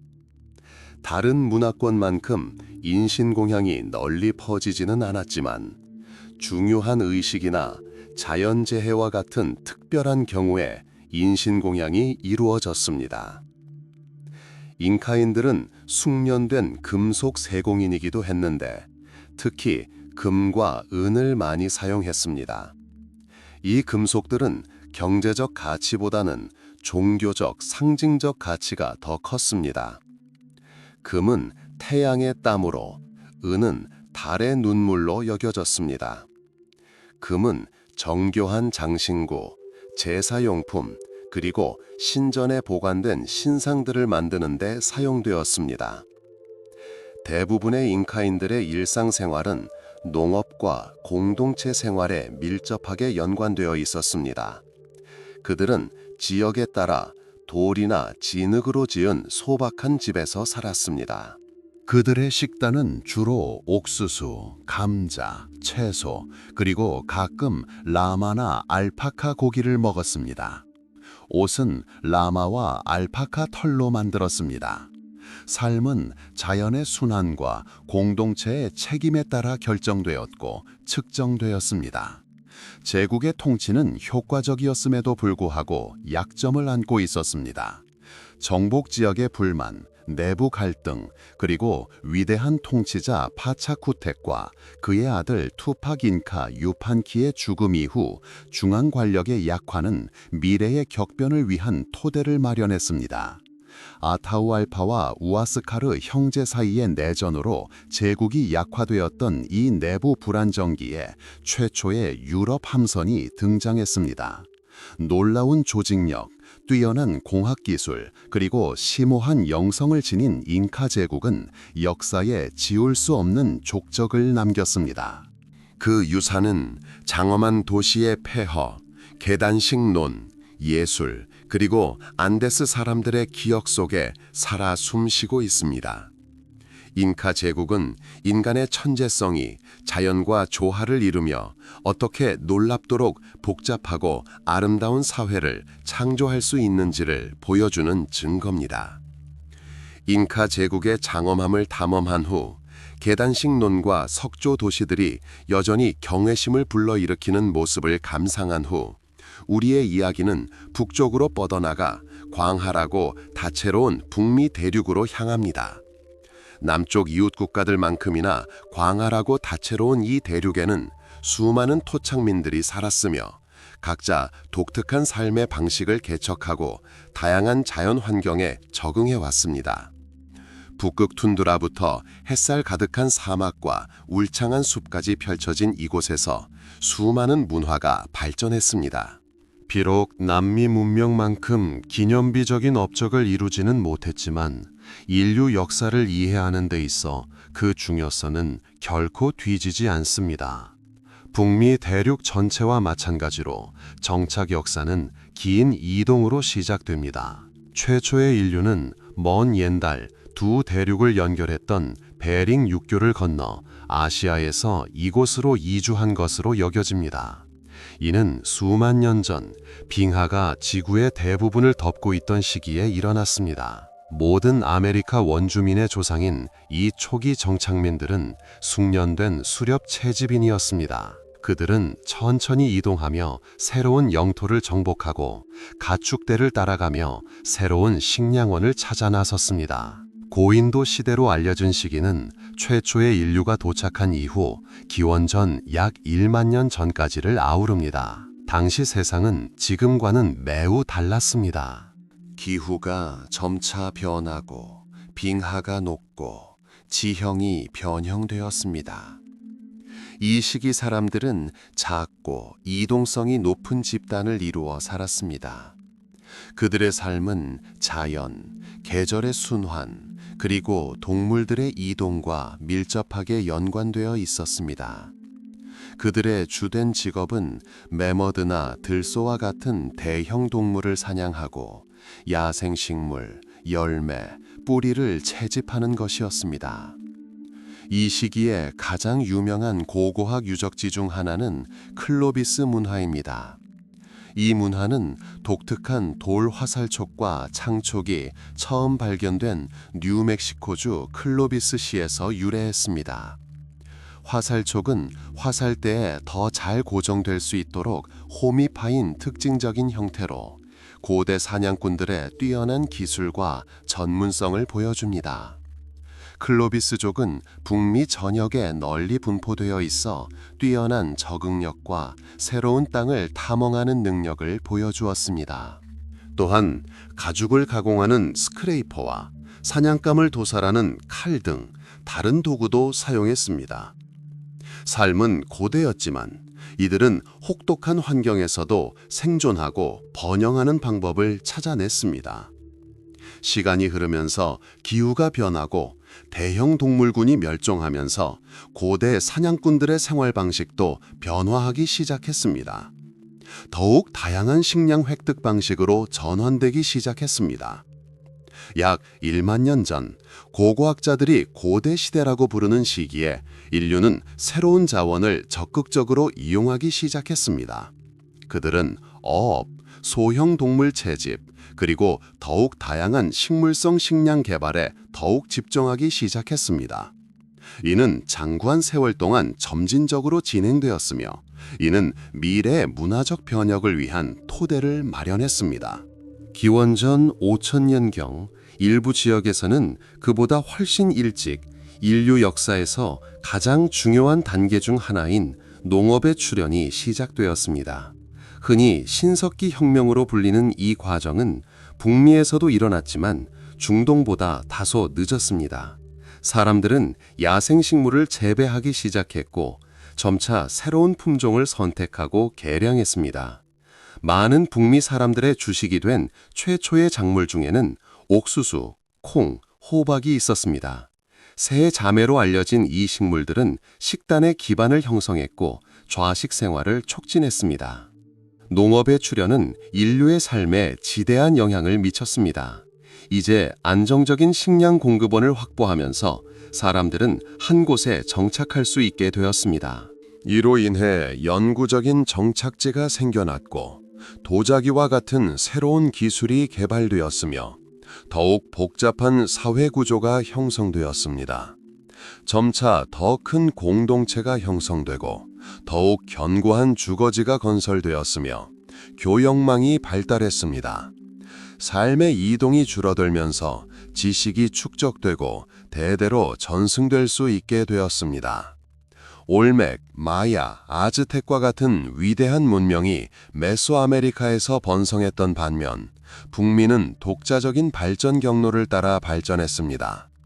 잉카나 아즈텍처럼 단일하고 거대한 제국이 등장한 것은 아닙니다. 오히려 북미는 놀라운 문화적 다양성으로 특징지어졌습니다. 대평원부터 남서부의 사막, 동부의 삼림에 이르기까지 광활한 영토에 걸쳐 수많은 부족과 민족이 존재했으며 각자 고유한 전통, 언어, 그리고 사회 구조를 가지고 있었습니다. 현재 미국과 캐나다에 해당하는 북아메리카 동부 지역에서는 소위 고대 문화가 발전했습니다. 수천 년 동안 지속된 이 문화들은 지역 환경에 적응하는 놀라운 능력을 보여주었습니다. 대서양과 태평양 연안에서 사람들은 적극적으로 해양 자원을 개발하고 어업과 조개 채집에 종사했습니다. 내륙의 숲에서는 사슴, 새, 작은 동물을 사냥하고 야생 곡물과 열매를 채집했습니다. 그들의 도구는 돌도끼, 창, 그물, 덫 등 다양했습니다. 삶은 측정 가능했지만 끊임없는 독창성과 환경에 대한 깊은 이해가 필요했습니다. 고분 문화와 건조 농업은 북미 역사에서 특별한 자리를 차지합니다. 가장 인상적인 문화 중 하나는 서기 1900년에서 1500년 사이에 번성했던 미시시피 문화입니다. 이 문화의 중심지는 오늘날의 세인트루이스 근처에 위치한 카호키아였습니다. 카호키아는 최대 2만 명의 인구가 거주했던 것으로 추정되는 거대한 도시였습니다. 미시시피인들의 주요 특징은 기념비적인 흙 고분을 건설한 것이었는데 그중 다수가 피라미드 형태였습니다. 이러한 고분 꼭대기에는 사원과 왕궁이 있었습니다. 미시시피인들은 옥수수, 콩, 호박을 재배하는 숙련된 농부였으며 무역에도 종사하여 광활한 영토에 상품과 영향력을 퍼뜨렸습니다. 그들의 사회 조직은 복잡했고 뚜렷한 위계가 있었습니다. 동시에 현대 미국 남서부에서는 건조한 사막 환경에서 다른 독특한 문화들이 발전했습니다. 호호캄, 모골론, 아나사지 문화가 그 예입니다. 현재 애리조나 지역에 존재했던 호호캄 문화는 사막에서 농사를 지을 수 있게 해준 복잡한 관계 시스템으로 유명합니다. 그들은 지금도 그 규모가 놀라울 정도로 큰 운하를 건설했습니다. 모골론 문화 또한 남서부에서 발전했습니다. 그들의 정착지는 작았지만 농업을 실천하고 아름다운 도자기를 제작했습니다. 아마도 가장 유명한 것은 나바호어로 고대를 뜻하는 아나사지 문화일 것입니다. 이들은 오늘날 뉴멕시코, 애리조나, 콜로라도, 유타 지역에서 번성했습니다. 아나사지족은 절벽 결투 클리프 듀엘링으로 알려진 인상적인 절벽 정착지로 유명했습니다. 자연 암석 움푹 들어간 곳에 자리 잡은 이 다층 석조 주거지는 피난처이자 집 역할을 했습니다. 가장 유명한 사례 중 하나는 메사 베르데입니다. 아나사지족은 숙련된 농부였으며 옥수수, 콩, 호박을 재배하고 사냥과 채집을 했습니다. 그들은 뛰어난 건축 기술을 보유했고 정교한 도자기와 직물을 제작했습니다. 그들의 사회 구조는 복잡했으며 키바로 알려진 의식 장소가 있었습니다. 기원 후 14세기경 아직 불분명한 이유로 많은 아나사지 정착지가 버려졌는데 이는 여전히 학술 연구의 주제입니다. 이제 대평원과 북서부 지역으로 넘어가 보겠습니다. 끝없이 펼쳐진 초원과 울창한 숲이 있는 이 광활한 지역은 자연과 밀접하게 연결된 사람들의 터전이었습니다. 유럽인들이 도착하기 전 수백만 마리의 들소가 유목 생활을 하던 대평원에서는 많은 부족이 이 강력한 동물에 전적으로 의존하며 유목 생활을 했습니다. 들소는 음식, 옷, 집, 그리고 도구를 제공했습니다. 이 부족들은 무리의 움직임에 따라 규칙적으로 생활했습니다. 창과 활을 사용하는 숙련된 사냥꾼들이었고 들소를 잡는 정교한 방법을 개발했습니다. 자연이 더 풍부한 북서부 지역에서는 토착민들이 비교적 안정된 생활을 누릴 수 있었습니다. 풍부한 어류, 해양 생물, 그리고 산림 자원 덕분에 비교적 안정적인 삶을 유지할 수 있었던 이곳 태평양 연안에서는 복잡한 사회가 발전했습니다. 이들은 예술, 특히 목각으로 유명했습니다.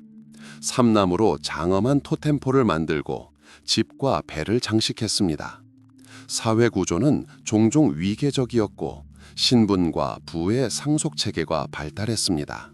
특히 해안 지역에서는 자원 분배가 매우 풍부하여 일부 집단은 상당한 부를 축적하고 주인이 사회적 지위를 높이기 위해 자신의 소유물을 나눠주거나 파괴하는 의례적인 잔치인 포틀레치와 같은 복잡한 의식을 거행했습니다. 이 모든 문화는 다양성에도 불구하고 공통적인 특징을 공유한다는 점에 주목하는 것이 중요합니다. 그들은 모두 자연에 대한 깊은 이해를 가지고 있었고 복잡한 영적 신념을 발전시켰으며 조상과 땅과 긴밀한 관계를 유지했습니다.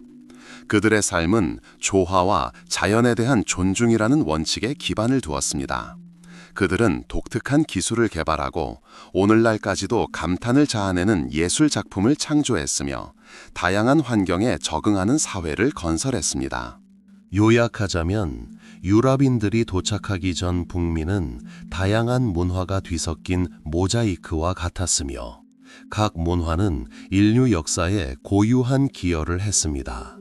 고분 건설자부터 사막 농부, 평원 사냥꾼부터 목각사까지 이 민족들은 수천 년 동안 지속된 풍부하고 복잡한 문명을 창조했습니다.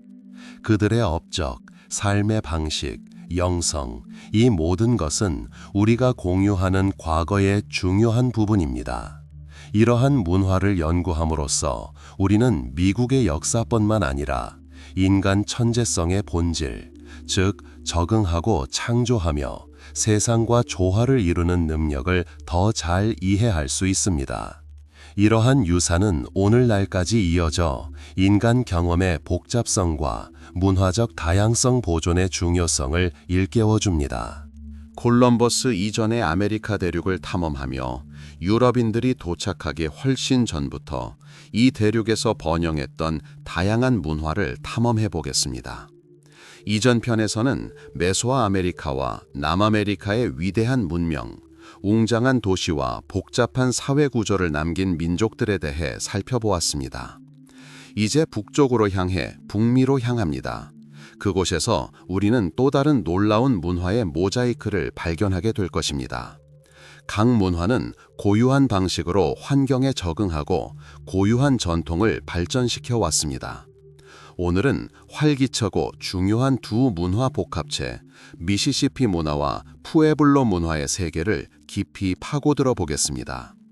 이 시대는 오늘날 미국과 캐나다의 광활한 영토 전역에 걸쳐 광활하면서도 그에 못지않게 인상적인 사회가 출현하고 번영했던 시기였습니다. 거대한 토목 공사를 했던 사람들과 건조한 사막에서 삶을 능숙하게 개척했던 사람들을 살펴보겠습니다. 미시시피 문화부터 시작해 보겠습니다. 이 문화는 콜럼버스 이전 사회 중 가장 중요한 사회 중 하나로 서기 1705년경에 등장하여 1550년까지 지속되었습니다.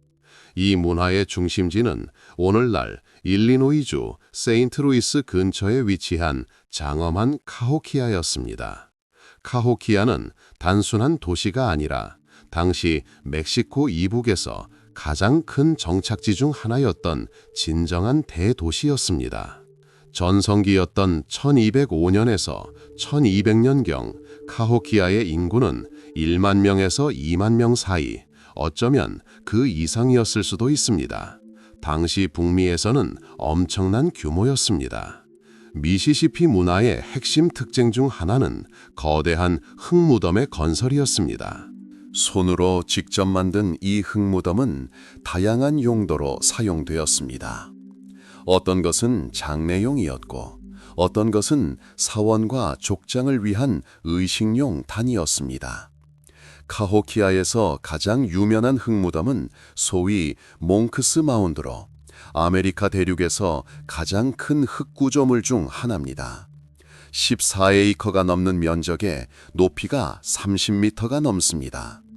수백만 세제곱미터의 흙을 옮기며 이 거대한 구조물을 만들기 위해 수천 명의 사람들이 얼마나 많은 노력을 기울였을지 상상해 보십시오. 카호키아를 비롯한 미시시피 정착민들의 삶은 농업과 밀접한 관련이 있었습니다. 주요 작물은 옥수수, 콩, 호박이었는데 이는 안정적인 식단을 보장하는 소위 농업 3원체였습니다. 농업은 잉여 식량 축적을 가능하게 했고 이는 다시 인구 증가와 복잡한 사회 구조의 발전을 뒷받침했습니다. 미시시피 사회는 위계적이었습니다. 족장과 사제들은 최상위에서 상당한 권력을 행사했습니다. 장인, 상인, 농부들은 그 아래에 있었습니다. 무역은 미시시피 주민들의 삶에 중요한 역할을 했습니다. 그들은 수백 마일에 걸쳐 뻗어 있는 광범위한 무역망을 유지했습니다. 강들은 정착지 사이로 상품을 운반했습니다. 그들은 조개 껍데기, 구리, 흑요석, 그리고 다른 귀중한 재료들을 교환했습니다. 이는 정교한 교환 체계가 존재했으며 이 문화들이 고립되지 않았음을 시사합니다. 이제 남서부로 시선을 돌려봅시다. 푸에블로 문화가 건조한 사막지대에서 번성했던 곳입니다. 호호캄, 모골론, 아나사지와 같은 이 문화들은 혹독한 환경에도 적응하고 지속 가능한 정착지를 만들어내는 놀라운 능력을 보여줍니다. 서기 350년에서 1450년경까지 존재했던 호호캄 문화는 현재 애리조나주에 자리 잡고 있었습니다. 호호캄족은 특히 관계 분야에서 뛰어난 기술자들이었습니다. 그들은 수백 마일에 달하는 광대한 운하망을 건설하여 밭에 물을 대고 사막에서 옥수수, 콩, 호박을 재배했습니다. 손으로 직접 한 이 운하들은 수문학에 대한 깊은 이해와 대규모 공공사업을 조직할 수 있는 능력을 보여줍니다. 그들의 정착지는 대개 움집과 어도비 벽돌집으로 이루어졌습니다. 모골론 문화는 서기 250년에서 1400년경까지 존재했으며 애리조나 남부와 뉴멕시코에 위치해 있었습니다. 모골론족 역시 농업을 했지만 건축 양식은 호호캄족과는 달랐습니다. 그들은 땅을 파고 나무 천장을 얹은 집을 지었습니다. 그들의 도자기는 뛰어난 품질과 아름다운 디자인으로 유명했으며 동물과 기하학적인 도형이 자주 묘사되었습니다. 하지만 푸에블로 문화 중 가장 유명한 것은 나바호어로 고대를 뜻하는 아나사지 문화일 것입니다. 아나사지족은 대략 서기 1세기부터 1350년까지 존재했으며 그들의 존재를 보여주는 인상적인 증거를 남겼습니다. 그들의 정착지는 여러 발전 단계로 나눌 수 있습니다. 초기에는 흙집에서 살았지만 나중에는 더 복잡한 주거지를 짓기 시작했습니다. 아나사지족 유산 중 특별한 자리를 차지하는 것은 소위 푸에블로입니다. 푸에블로는 흔히 절벽 꼭대기나 자연 벽감에 자리 잡은 다층 석조 또는 어도비 구조물입니다. 정성껏 다듬은 돌과 점토로 지어진 이 구조물은 건축과 공학 기술이 탁월합니다. 대표적인 사례로 콜로라도의 메사 베르데가 있는데 이곳에는 절벽 도시 전체가 보존되어 있습니다. 이 주거지는 비바람과 적으로부터 보호해 주었습니다. 아나사지족의 일상생활은 다른 푸에블로족과 마찬가지로 자연과 농업의 순환과 밀접하게 연관되어 있었습니다. 그들은 옥수수, 콩, 호박을 재배하고 사냥과 채집도 했습니다. 그들의 사회는 공동체를 중심으로 조직되었으며 가족 간의 유대감과 전통이 중요한 역할을 했습니다. 영적인 삶 또한 매우 발달했습니다. 그들은 자연의 힘을 숭배했고 농업과 생면의 순환과 관련된 복잡한 의식을 행했습니다. 이 문화들이 고립되어 존재하지 않았다는 점에 주목하는 것이 중요합니다. 지리적 차이에도 불구하고 그들은 무역과 문화적 연계를 유지했습니다. 예를 들어 아나사지족은 이웃 부족들로부터 구리와 기타 자재를 얻었고 그들만의 도자기와 터키석은 다른 지역에서 수요가 많았습니다. 서기 1350년 말까지 이러한 정착지 중 상당수가 버려졌습니다. 이러한 이탈의 이유는 여전히 학자들 사이에서 논쟁의 여지가 있습니다. 장기간의 가뭄, 자원 고갈, 사회 갈등 또는 이 세 가지가 복합적으로 작용한 결과였을 가능성이 높습니다. 그러나 이러한 문화의 유산은 여전히 살아 숨쉽니다. 그들의 정착지, 예술, 농업 방식, 이 모든 것이 미국 역사의 중요한 부분을 차지하고 있습니다. 미시시피와 푸에블로 문화는 각자의 방식으로 다양한 환경에 적응하고 복잡한 사회를 형성하며 건축, 공학, 그리고 삶의 조직에서 놀라운 업적을 이룬 인간의 놀라운 능력을 보여줍니다. 그들은 우리에게 단순한 유적을 남긴 것이 아니라 세상에 대한 깊은 이해, 근면함, 그리고 독창성의 증거를 남겼습니다. 이 문화들을 연구함으로써 우리는 인류 역사의 다면적인 본질과 인간 천재성의 다양한 표현에 대한 이해를 넓힐 수 있습니다. 미국 역사 여정의 다음 장으로 넘어가면서 우리는 광활하고 다채로운 대평원과 북서부 지역으로 향합니다. 동부의 울창한 숲이나 남서부의 건조한 사막과는 확연히 다른 이 지역들은 자연의 리듬과 그 리듬이 선사하는 놀라운 기회에 깊이 얽힌 삶을 살았던 독특한 문화를 형성했습니다. 서쪽의 로키 산맥에서 동쪽의 미시시피 강까지 뻗어 있는 대평원은 광활한 초원이었습니다. 유럽인들이 도착하기 수천 년 전부터 이곳에는 거대한 들소대의 이동에 의해 삶이 좌우되는 사람들이 살았습니다. 들소, 즉 아메리카 들소는 단순한 식량 공급원이 아니었습니다. 그들은 생존에 필요한 모든 것을 제공해 주었습니다. 먹을 고기, 옷과 집을 위한 가죽, 도구와 장신구를 만드는 데 필요한 뼈와 뿔 등이었습니다. 이 수렵 채집인들의 생활 방식은 대체로 유목민적이었습니다.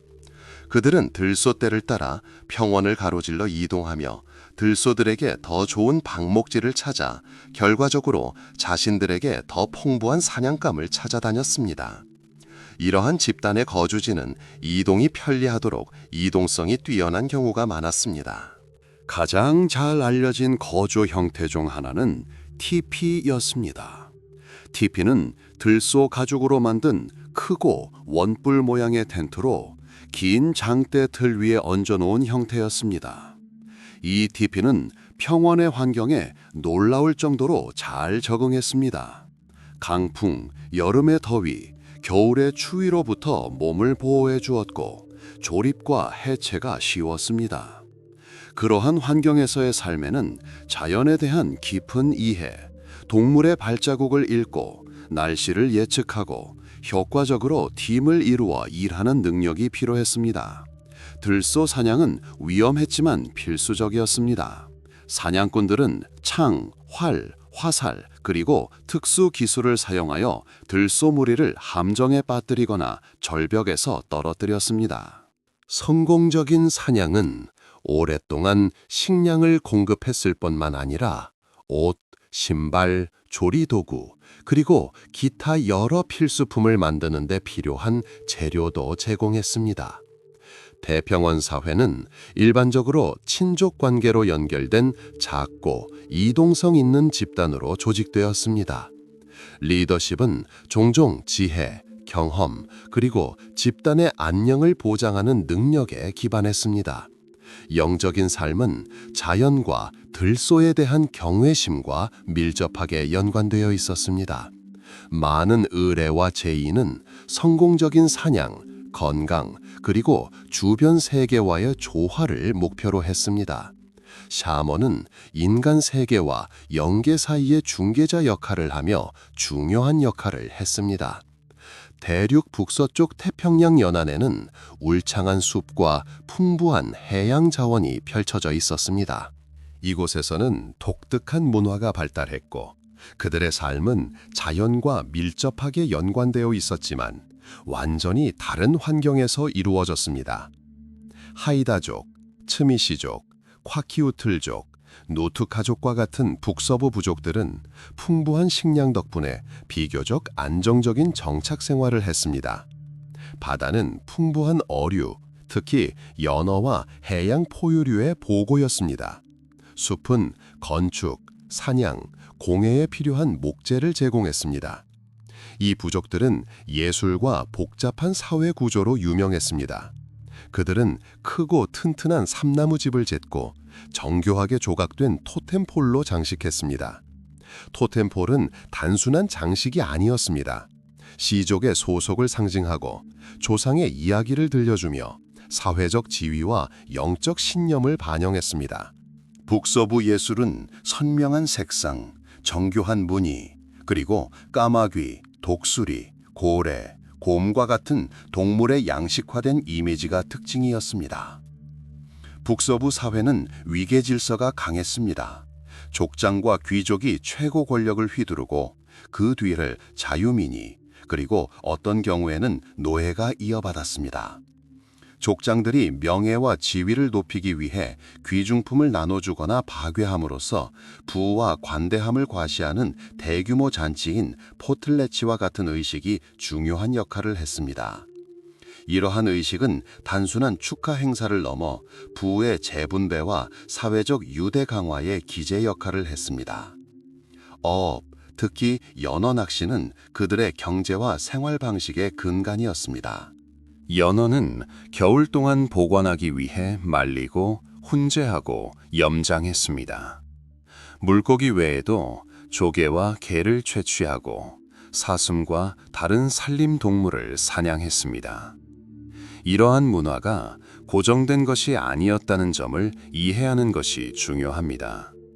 그들은 끊임없이 변화하는 환경에 적응하며 기술과 사회 구조를 발전시켜 왔습니다.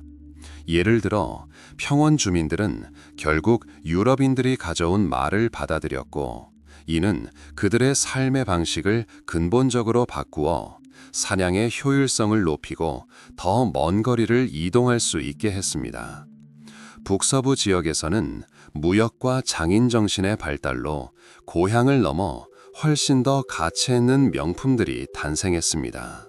이처럼 대평원과 미국 북서부는 다양한 자연 조건이 어떻게 독특하고 풍부한 문화를 형성했는지를 보여주는 두 가지 두드러진 사례를 보여줍니다. 들소와 밀접한 관계를 맺었던 평원 주민들은 사냥과 환경에 대한 깊은 이해를 바탕으로 유목 생활을 발전시켰습니다. 한편 북서부 주민들은 풍부한 해양 및 산림 자원 덕분에 복잡한 사회 구조, 풍부한 예술, 그리고 발전된 의례 전통을 지닌 정착 사회를 발전시켰습니다. 그들의 이야기는 놀라운 적응력, 독창성, 그리고 자연과의 조화로운 공존을 보여주며 유럽인 도착 이전 인류 경험의 다면적인 본질을 증명합니다. 북미 태평양 연안 사람들은 놀라울 정도로 다양한 문화를 지니고 있었으며, 각 문화는 풍요로운 자연 환경과 독특한 삶의 방식에 깊이 연관되어 있었습니다. 오늘날의 알래스카에서 캘리포니아까지 뻗어 있는 이 땅은 주민들에게 풍부한 자원을 제공하여 복잡한 사회와 독특한 전통을 발전시킬 수 있도록 했습니다. 산과 바다가 만나고 울창한 숲이 해안으로 이어지는 이곳에서는 바다의 풍요로움이 삶의 대부분을 좌우했습니다. 대평원의 연어처럼 연어도 중요한 역할을 했습니다. 연어가 강에 도착하는 것은 세심한 준비와 집단적인 노력이 필요한 일이었습니다. 연어는 잡히고 가공되어 보존되어 앞으로 몇 달 동안 먹을 식량이 되었습니다. 하지만 연어만이 이 사람들의 유일한 식량원은 아니었습니다. 조개류, 게, 바다새, 그리고 사슴, 엘크, 곰과 같은 산림 사냥감이 그들의 주식이었습니다. 태평양 연안 지역의 삶은 아메리카 대륙의 다른 지역보다 농업에 덜 의존적이었다는 점에 주목하는 것이 중요합니다. 풍부한 천연 자원 덕분에 많은 집단이 대규모 농업에 의존하지 않고도 정착 생활을 할 수 있었습니다. 이로 인해 수세기 동안 지속될 수 있는 대규모의 영구 정착지가 형성되었습니다. 그러한 사회의 가장 두드러진 사례 중 하나는 브리티시 컬럼비아 해안에 살았던 하이다족, 침시안족, 콰키우틀족입니다. 해안가에 위치한 그들의 마을은 내구성이 뛰어나고 쉽게 구할 수 있는 재료인 삼나무로 지어진 인상적인 집들로 유명했습니다. 정교한 조각으로 장식된 이 집들은 단순히 주거 공간이 아니라 사회생활의 중심지이자 의식을 거행하는 장소이자 귀중품을 보관하는 장소이기도 했습니다. 예술은 이 민족의 문화에서 특별한 위치를 차지했습니다. 목각은 전례 없는 경지에 이르렀습니다. 집과 공공장소의 외벽을 장식하는 토템폴은 가족의 역사, 신화, 전설을 담고 있었으며 지위와 권력의 상징으로 사용되었습니다. 독수리, 곰, 고래, 까마귀와 같은 토템 동물을 묘사한 이 기념비적인 예술 작품들은 그 섬세함과 표현력이 놀라웠습니다. 삼나무는 건축과 조각뿐만 아니라 배, 접시, 옷, 그리고 여러 가지 생활용품을 만드는 데에도 사용되었습니다. 이 사회의 사회 구조는 매우 복잡했습니다. 대개 시족과 혈통체계에 기반을 두었고, 신분은 출생, 부, 그리고 을의 참여로 결정되었습니다.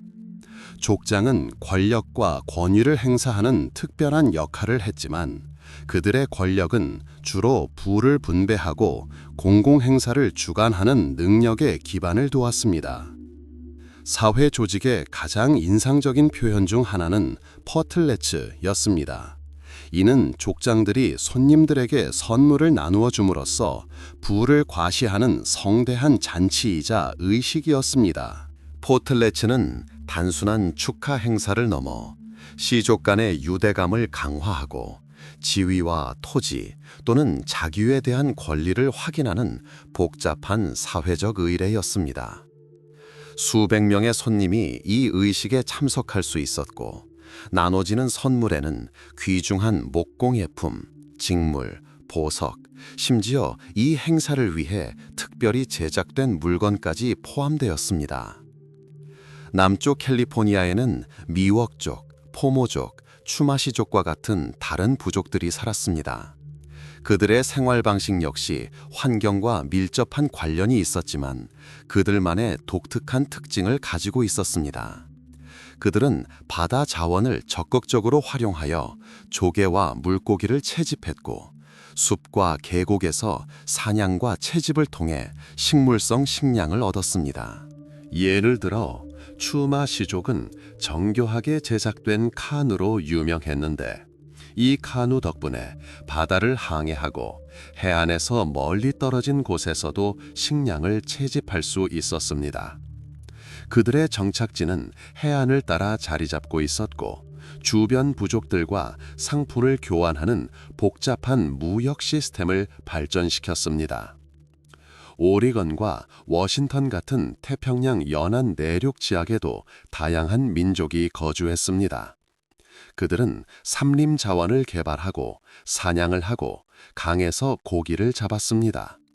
또한 많은 사람들이 채집 생활을 하며 열매, 견과류, 뿌리를 채집했습니다. 그들의 사회 조직과 예술은 지역의 상황과 전통을 반영했습니다.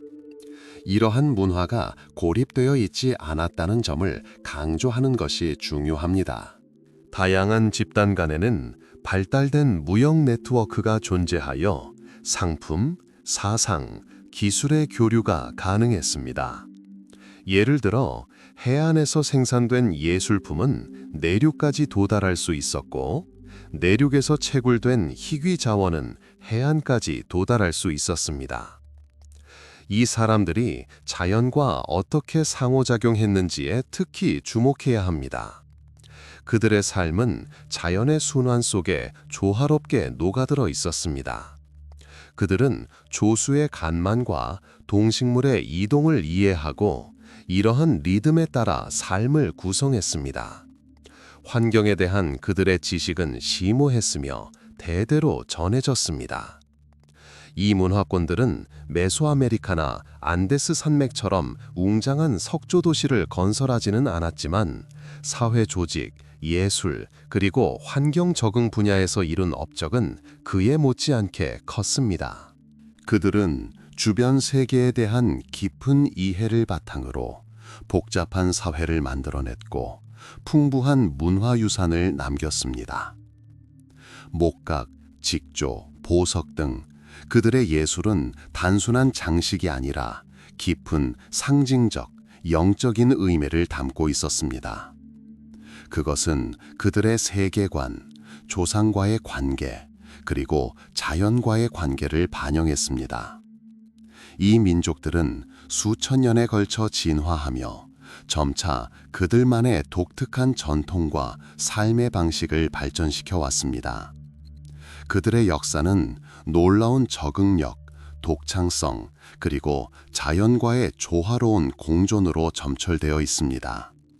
그들은 땅과 바다가 제공하는 것을 최대한 활용하는 법을 터득하여 회복력과 유연성을 겸비한 사회를 만들어냈습니다.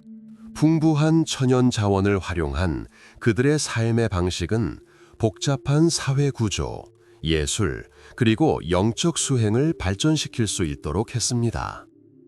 그들은 자연에 대한 깊은 존중을 보여주었고 자신들의 안녕이 환경의 건강과 불가분의 관계에 있음을 이해했습니다. 따라서 북미 태평양 연안은 놀라울 정도로 다양한 문화적 다양성을 지닌 지역이었으며 각기 독특하고 개성이 넘쳤습니다. 바다, 숲, 그리고 산과 밀접하게 접하며 살았던 이 사람들은 복잡성, 풍부한 예술, 그리고 자연에 대한 깊은 이해로 눈부신 사회를 만들어냈습니다. 그들의 이야기는 콜럼버스 이전 아메리카 대륙의 전반적인 구조에서 중요한 부분을 차지하며 인간의 경험과 적응력이 얼마나 다면적인지를 보여줍니다.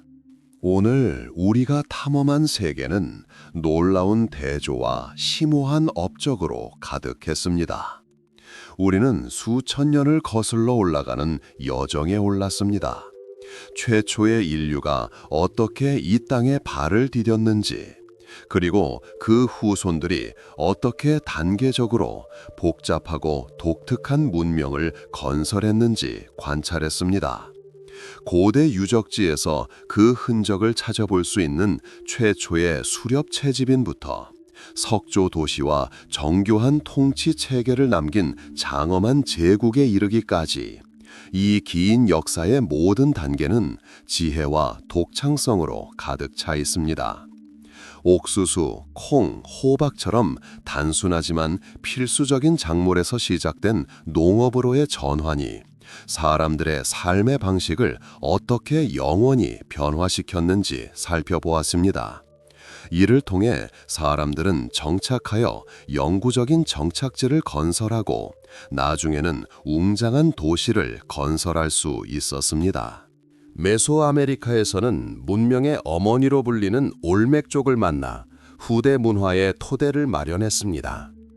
그들의 영향력은 예술부터 시간에 대한 이해에 이르기까지 모든 면에서 느껴졌습니다.